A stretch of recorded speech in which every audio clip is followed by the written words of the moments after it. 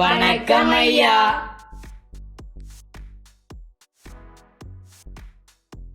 வணக்கம் பிள்ளைகளே, எப்படி இருக்கின்றீர்கள்? சந்தோஷமாக இருக்கிறோம் ஐயா.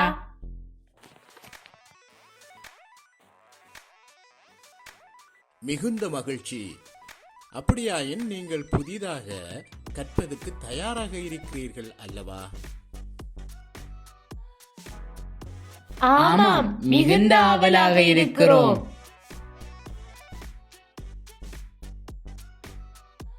நல்லது. இங்கே 2 வாக்கியங்கள் உள்ளன. அவற்றை கூர்ந்து கவனியுங்கள். நேற்று ஒருவன் மரத்தால் விழுந்தான். சிறிது நேரத்தின் பின்னர் விழுந்தான், எழுந்து நொண்டி நொண்டி நடந்தான். இங்குள்ள முதலாவது வாக்கியத்தை ஒருவர் வாசியுங்கள் பார்ப்போம். நேற்று ஒருவன் மரத்தால் விழுந்தான்.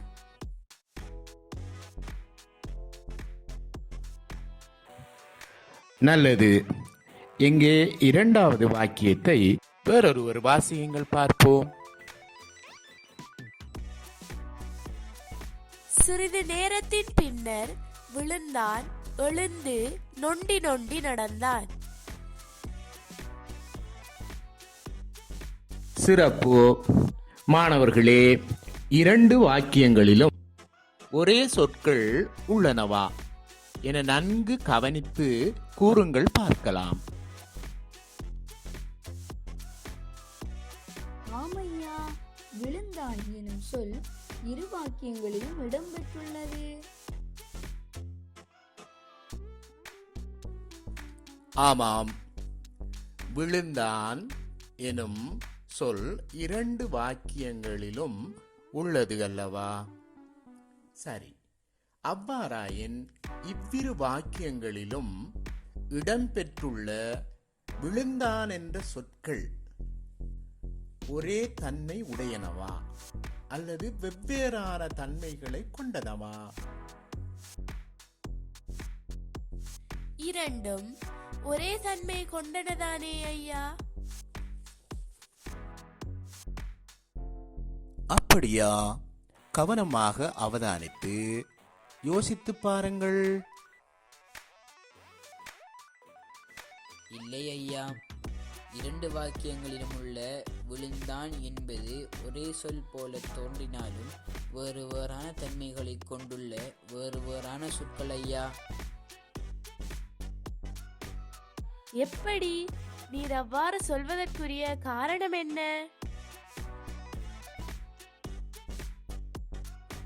கமலன், உம்மால் சங்கீதாவின் சந்தேகத்தை தீர்த்து வைக்க முடியுமா?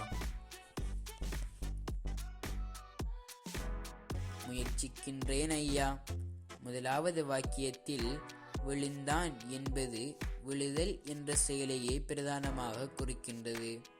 எனவே இங்கு விழுந்தான் என்பது செயலை குறித்து வரும் சொல் ஆகும். கமலன் கூறுவது சரிதானே சங்கீதா? சரி ஐயா, அது செயலை குறித்து வரும் சொல்தான். மாணவர்களே, எங்கே சொல்லுங்கள் பார்க்கலாம். செயலை குறித்து வரும் சொற்களை எவ்வாறு அழைப்போம்?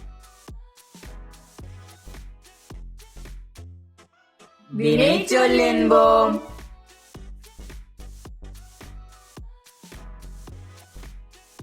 ஆமாம், கமலன் கூறியது போல முதலாவது வாக்கியத்தில் இடம்பெற்றுள்ள விழுந்தான் என்ற சொல் பிரதானமாக செயலை குறித்து வருகின்றது.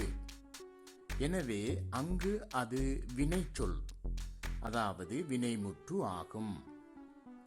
சரி கமலன், 2வது வாக்கியத்தில் இடம்பெற்றுள்ள விழுந்தான் என்ற சொல்லின் தன்மை, தொழிற்பாடு பற்றி கூறும் பார்க்கலாம்.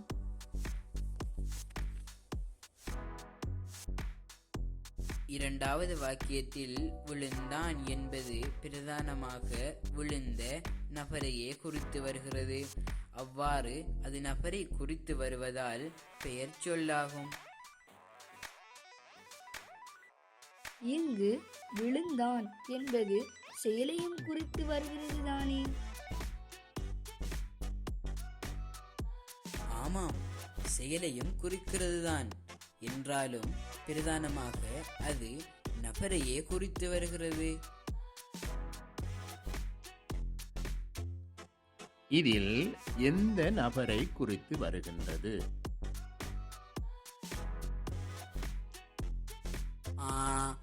ஆமாம், செயலை நிகழ்த்திய நபரை குறித்து வருகிறது. அதாவது செயலை நிகழ்த்திய நபரை எவ்வாறு கூறலாம்?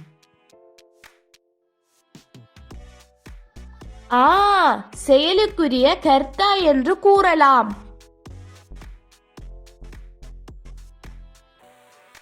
அவ்வாறாயின் இரண்டாவது வாக்கியத்தில் உள்ள விழுந்தான் என்ற சொல் செயலையும் செயலுக்குரிய கர்த்தாவையும் உணர்த்தி வருவதாக கூறலாம் தானே?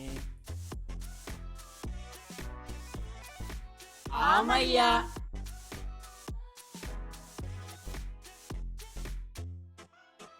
இரண்டாவது வாக்கியத்தில் இடம்பெற்றுள்ள விழுந்தான் என்ற சொல் செயலை உணர்த்துவதோடு செயலுக்குரிய கருத்தாவையும் உணர்த்துகிறது.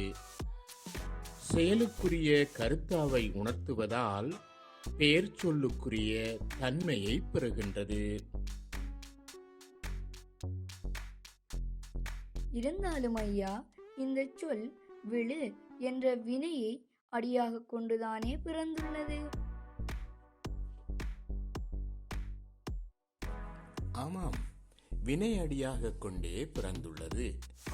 வினையை அடியாக கொண்டு பிறந்தாலும் இவை பெயர் சொற்களாகவே கருதப்படுகின்றன. ஆனால் ஐயா, பெயர் சொற்கள் காலம் உணர்த்துவதில்லை அல்லவா? ஆம், பொதுவாக பெயர் சொற்கள் காலம் உணர்த்தாது. ஆனால் இங்கு சொல்லில் காலம் உணர்த்தும் இடைநிலை இருப்பதனால் இவை காலத்தையும் உணர்த்துகின்றன. அவ்வாறாயின் இதனை வினை சொல்லாகத்தானே கருத வேண்டும். அப்படியாயின் மீண்டும் குறித்த அந்த வாக்கியத்தை காணியுங்கள். இந்த வாக்கியத்தின் எழுவாய் எதுவென்று கூறுங்கள் பார்க்கலாம்.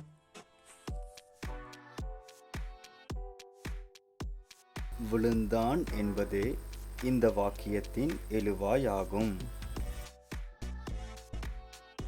கமலன் சொல்வது சரிதானே? மற்றையவர்கள் என்ன சொல்கிறீர்கள்?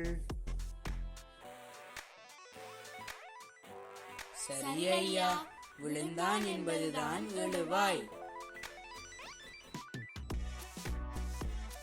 அவ்வாறாயின் இந்த வாக்கியத்தில் விழுந்தான் என்ற சொல் முதலாம் வேற்றுமையை ஏற்றுள்ளது.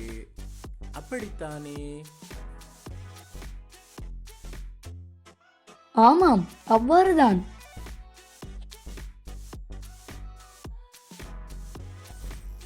விழுந்தானைக் கண்டேன், விழுந்தானுக்கு காயம் ஏற்பட்டது, விழுந்தானது கையடக்க தொலைபேசி உடைந்து விட்டது என்றவாறு விழுந்தான் என்பது வேற்றுமை உறுப்புகளை ஏற்கின்றது அல்லவா?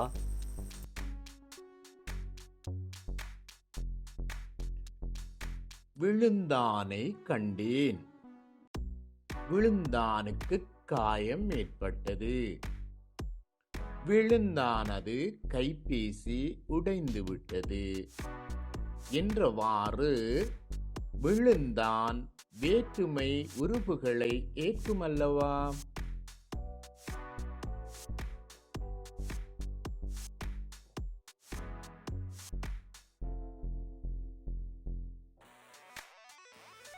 சங்கீதா, நீங்கள் கூறியது போல் இதனை வினைச்சொல்லாக கருதுவதாயின் வினைச்சொற்கள் வேற்றுமை ஏற்பதில்லை அல்லவா? ஆமையா, வேற்றுமை ஏற்பதே பெயர்ச்சொற்களின் சிறப்பியல்பு ஆகும். வினைச்சொற்கள் வேற்றுமை ஏற்பதில்லை.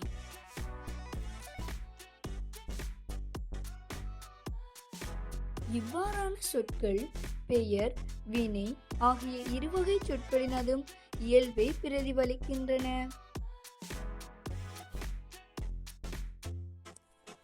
ஆம், எனினும் இவ்வாறான சொற்களில் பெயரின் இயல்பு அதிகம் உள்ளதால் பெயர்ச்சொற்களாகவே கருதப்பட்டு வகைப்படுத்தப்பட்டுள்ளன. சரி, இவ்வாறான பெயர்ச்சொற்கள் எவ்வாறு அழைக்கப்படுகின்றன மாணவர்களே?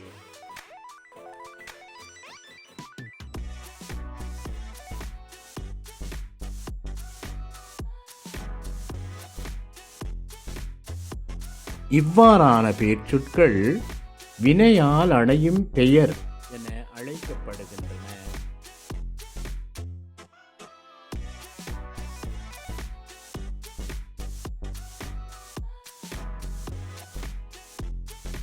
விளங்கிக் கொண்டீர்களா மாணவர்களே?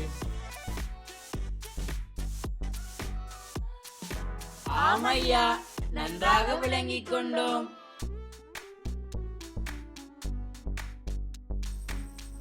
இந்த காணொளி மூலமாக வினையால் அணையும் பெயர் என்றால் என்ன என்பது தொடர்பான அடிப்படை அறிவினை நீங்கள் பெற்றுக்கொண்டீர்கள்.